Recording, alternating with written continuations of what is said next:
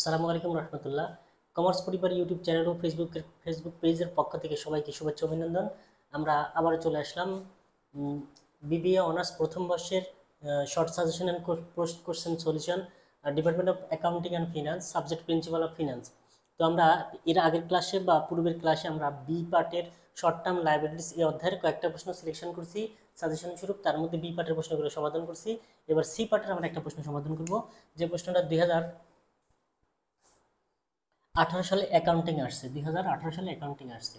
যাদের কাছে এই প্রশ্নটা আসে অবশ্যই দেখবেন, না হলে আমাদের ক্লাস থেকে আমরা এই ম্যাথগুলো দিয়ে দেবো ভিডিওতে, সবাই দেখে নেবেন, কপি করে নিয়ে অর্থাৎ খাতায় উঠিয়ে নিয়ে তারপরে সমাধানগুলো দেখবেন। তো আমরা প্রশ্নটি একটু পড়ি। এখানে 2018 সালে যে প্রশ্নটা আসছে সেই প্রশ্নটা লিখছে যে আর্থিক কোম্পানি লিমিটেড নিডস টাকা 40 লাখ, অর্থাৎ এই কোম্পানির 40 লাখ টাকা প্রয়োজন অ্যাজ ওয়ার্কিং ক্যাপিটাল, কার্যকরী মূলধন বাবদ। Following 3 alternative mode of financing R available. তাদের কাছে 40 লক্ষ টাকা সংগ্রহ করার জন্য তিনটা অপশান আছে। কয়টা অপশান? তিনটা। প্রথম option, forgo cash discount and pay on the final due date basis 3/15 net কত 45, অর্থাৎ আমরা ট্রেড ক্রেডিটের অপশান বলতেছি, অর্থাৎ এই শর্ত দেওয়া আছে। তাহলে এইখানে কি শর্ত দেওয়া আছে? 3/15 এন বাই কত 45, অর্থাৎ 45 দিনের মধ্যে আমাদেরকে টাকাটা পেমেন্ট করতে হবে। যদি আমরা 15 দিনের মধ্যে পেমেন্ট করি আমাদেরকে 3% ছাড় দেওয়া হবে। যদি এই শর্ত থাকে তাহলে আমরা ট্রেড ক্রেডিট সূত্রে চলে যাবো। কোন সূত্র? Trade credit. এরপরে 2 নম্বর বলছে যে ব্রো টাকা 50 লাখ, অর্থাৎ আমরা 50 লাখ টাকা নিব অ্যাট 14% ইন্টারেস্ট মেইনটেনিং, 14% সুদে, 15% compensating balance, interest payment are made in advance, অর্থাৎ ইন্টারেস্টটা অ্যাডভান্স দেওয়া হবে। তাহলে প্রশ্নে বলেছে কম্পেনসেটিং ব্যালেন্স, অর্থাৎ প্রথমটা গেল আমাদের এই সূত্র, এটার কাজ হবে। দ্বিতীয়টা এই যে কম্পেনসেটিং ব্যালেন্সের সূত্র আসবে।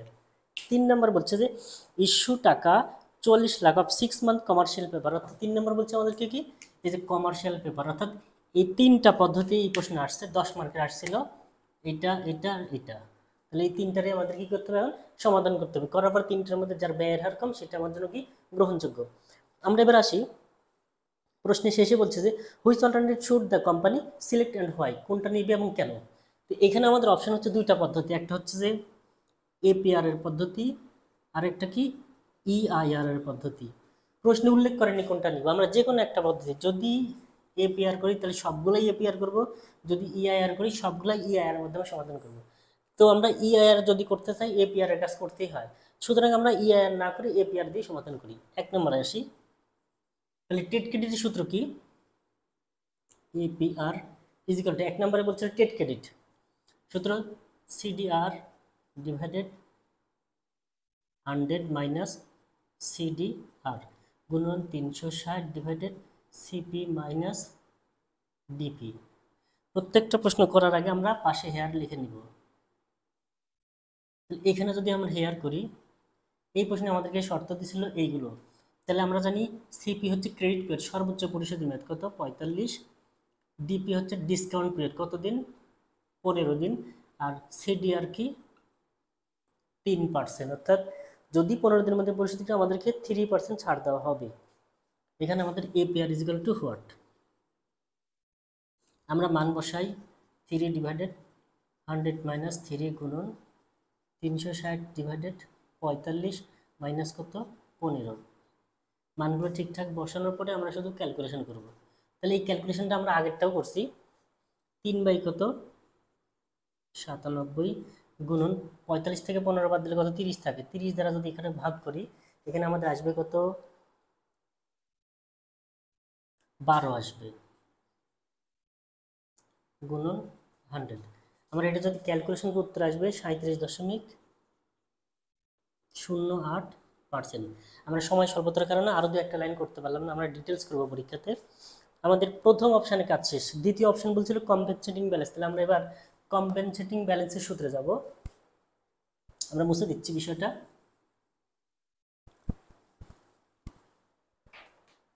তাহলে আমরা বি নাম্বারে এটার ক্ষেত্রে এপিআর অথবা ইআইআর একই সূত্র, এর কোনো ডাবল সূত্র নাই। যদি আমরা সবগুলাতে এপিআর করি তাহলে এটাতে লিখবো এপিআর, যদি সবগুলাতে ইআইআর করে লিখবো ইআইআর। যেহেতু আগেরটাতে এপিআর করছি এটাতে আমরা এপিআর লিখবো, এই জন্য সরাসরি APR is equal to compensating balance সূত্র হচ্ছে I divided P minus CB minus I হবে, আচ্ছা মাইনাস আই পরে লিখি, গুণন কি 100। আচ্ছা এটা না দিলে হবে। যদি প্রশ্নে ডিসকাউন্ট বেসিস অথবা অ্যাডভান্স বেসিস লেখা থাকে তাহলে এখানে মাইনাস আই হবে, আর যদি ডিসকাউন্ট বেসিস অথবা অ্যাডভান্স বেসিস না থাকে আই হবে না। এই প্রশ্নে ডিসকাউন্ট বেসিস এবং কি অ্যাডভান্স বেসিস এই শব্দ দুইটার মধ্যে একটা লেখা আছে, সুতরাং এখানে আই দিতে হবে। আমরা হেয়ারে ক্যালকুলেশনগুলো একটু করে নিই। এখানে আমরা পি মানে প্রিন্সিপাল অ্যামাউন্ট, আমরা কত টাকা নিচ্ছিলাম, বি নাম্বার অপশনে 50 লক্ষ টাকা। পরীক্ষাতে যদি সম্ভব হয় আমরা পূর্ণরূপ লিখবো প্রিন্সিপাল এত টাকা।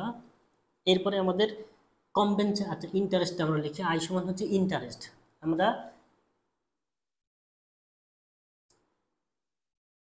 এই 50 লক্ষ টাকা উপরে ইন্টারেস্ট রেট কত পার্সেন্ট আছে আমাদের, 14% দেওয়া আছে, আমরা 14% কাটবো। 14% সমান হবে 5 14 70, 7 লক্ষ টাকা। এরপরে সিবি সমান কম্পেনসেটিং ব্যালেন্স রেট দেওয়া আছে আমাদের এখানে 15%, অর্থাৎ 50 লক্ষ টাকার আমরা 15% কাটবো।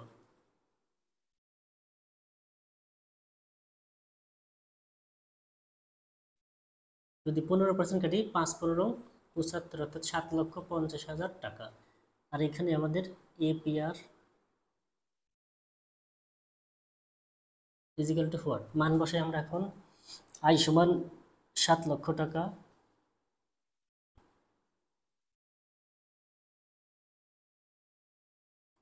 ডিভাইডেড, সরি তাড়াহুড়োর কারণে একটু সমস্যা হচ্ছে, পি সমান কত, প্রিন্সিপাল 50 লক্ষ টাকা, সিবি সমান আমাদের কম্পেনসেটিং ব্যালেন্স 7,50,000,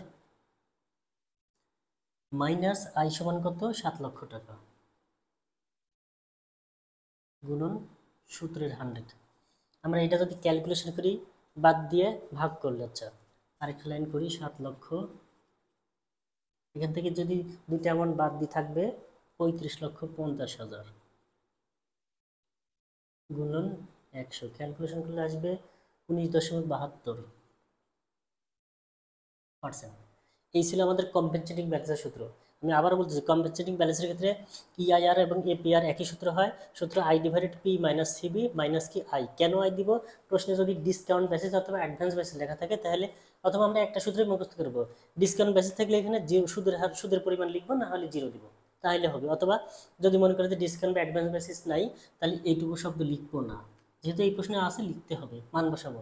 আই সমান ইন্টারেস্ট, পি সমান প্রিন্সিপাল আসল টাকা, সিবি সমান কি কম্পেনসেটিং ব্যালেন্স ক্ষতিপূরণ দিত।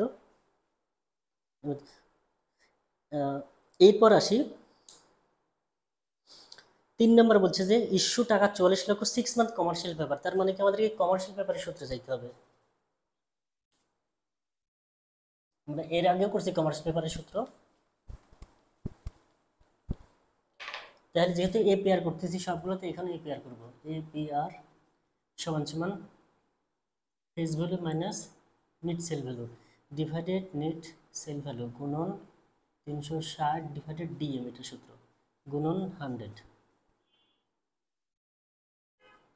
তাহলে এইখানে আমাদের ফেস ভ্যালু সমান কত টাকা, আমরা এখানে ইস্যু করতেছি কত টাকা, 44 লক্ষ টাকা, ফেস ভ্যালু হবে 44 লাখ। এনএসভি অর্থাৎ সেল ভ্যালু থেকে আদার কস্ট বাদ দিতে হয়। এই প্রশ্নে সেল ভ্যালু দেওয়া আছে 40 লক্ষ টাকা, আদার কস্ট নাই, সুতরাং এটাই নিট সেল ভ্যালু। এরপর আমার দরকার কি, ডিএম, মেয়াদ দেওয়া আছে কতদিন, 6 মান্থ বলছে, তাহলে আমরা জানি 1 মাস সমান 30 দিন, 6 মাস সমান কত, 3 6 18 180 ডেজ। তাহলে আমরা একবার মান বসাই, এপিআর সমান সমান হোয়াট, ফেস ভ্যালু আমাদের কত টাকা দেওয়া আছে 44 লক্ষ টাকা, মাইনাস সেল ভ্যালু 40 লক্ষ টাকা ডিভাইডেড সেল ভ্যালু অর্থাৎ net sale value 360 divided DM কত 180 গুণন সূত্রের 100। সময় স্বল্পতার কারণে আমরা খুব দ্রুত করতেছি, কারণ একটা ক্লাস যদি ধীরে ধীরে করি টাইম বেশি লাগবে। যদি একবার না বুঝি 2 থেকে 3 বার দেখবো, ইনশাল্লাহ বুঝবো। যদি তারপরে না বুঝি কমেন্টে জানাবো। এখান থেকে যদি 40 বাদ দিয়ে থাকে কত, 4 লক্ষ টাকা ডিভাইডেড 40 লক্ষ গুণন, এটা কাটাকাটি করলে 2 আসার কথা,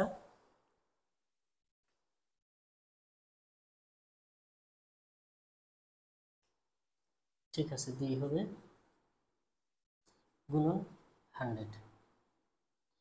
এখানে যদি আমরা ক্যালকুলেশন করি আমাদের আসবে 20%, এর দ্বারা ভাগ এর সাথে গুণ করে একবারে কত পার্সেন্ট, 20%। তো এই ছিল আমাদের 3টা প্রশ্নের সমাধান। এর পাশাপাশি আরেকটা কথা বলছে যে ফার্দার আরও কিছু বলতেছে যে অ্যাজুমিং ধারণা করা হলো that the firm would prefer the flexibility of bank financing provide the additional cost, this flexibility was no more than বলতে মোর মানে বেশি বোঝাচ্ছে 2.5% পার অ্যানাম। অর্থাৎ আমরা এই নাম্বারের টেট ক্রেডিটের সূত্রে আমরা এপিআর সমান সমান কত পাইছি আমরা 37.08। আমি একটু লিখতেছি বিষয়গুলো, 37.08%। বি নাম্বারে এপিআর সমান আমরা এই যে কম্পেনসেটিং ব্যালেন্সের ক্ষেত্রে কত পাইছিলাম আমরা 19.72%। আর সি নাম্বার এটা পাচ্ছি। কিন্তু এই 3টার মধ্যে থেকে আমাদেরকে প্রশ্নে বলতেছে যে further would prefer the flexibility of bank financing. Bank financing মানে বি নাম্বার অপশানে আমরা ব্যাংক থেকে কম্পেনসেটিং ব্যালেন্সের মাধ্যমে টাকা নিচ্ছি। তো ব্রো লেখা আছে ব্রো টাকা 50 লাখ অ্যাট 14% ইন্টারেস্ট, ব্যাংক থেকে লোন নিচ্ছি 14% সুদের হারে, পাশাপাশি 15% কম্পেনসেটিং ব্যালেন্স। অর্থাৎ এই 15% কম্পেনসেটিং ব্যালেন্স বলতেই ব্যাংক থেকে লোনের মাধ্যমে টাকা নেওয়া বোঝাচ্ছে, অর্থাৎ চুক্তি ক্ষতিপূরণ উদ্বৃত্ত। তো এটার বিস্তারিত কথা আছে, যাই হোক। তো এই ক্ষেত্রে যদি আরো 2% 2.5% খরচ বাড়ে তাহলে কি হবে? তাহলে আমরা তখন কি করব, যদি আমরা লিখি ওই লাইনটা লিখবো, লিখে শুধুমাত্র 2% বাড়াই দেবো। আমি শর্টকাটে লিখতেছি 19.72 এর সাথে 2.5% যোগ করে দিব। তাহলে আমাদের টোটাল আসবে কত, 22.22%। তো এইখানে বিষয় হলো যে আমরা এবার মতামত এবার কমেন্টে যাব। এ নাম্বারে 37%, বি নাম্বারে 22.22%, সি নাম্বারে 20%। সবার মধ্যে থেকে কম কোনটা? C number option. সুতরাং আমার কাছে সি নাম্বার অপশানই গ্রহণযোগ্য, কারণ এই মাধ্যমে টাকাটা নিতে আমার খরচটা কম হবে। অর্থাৎ 3 নাম্বার অপশান। তো যাই হোক, আমরা আশা করতেছি সবাই বুঝতে পারছে। আমরা ক্লাসটা বড় করতেছি না, আমরা পরে আরও ক্লাস দিব ইনশাল্লাহ, ফ্যাক্টরিং এর অঙ্ক দিব। তো সবার জন্য শুভকামনা, সবাই আমাদের সাথে থাকবেন, কমেন্টে জানাবেন, ভালো লাগলে শেয়ার করবেন, আর আমাদের সাথে এভাবে পাশে থাকবেন, সামনে চলতে থাকবেন। আমরা ধীরে ধীরে সবগুলো ক্লাসে দিব ইনশাল্লাহ। তো সবার জন্য শুভকামনা, আল্লাহ হাফেজ, আসসালামু আলাইকুম রহমতুল্লাহ।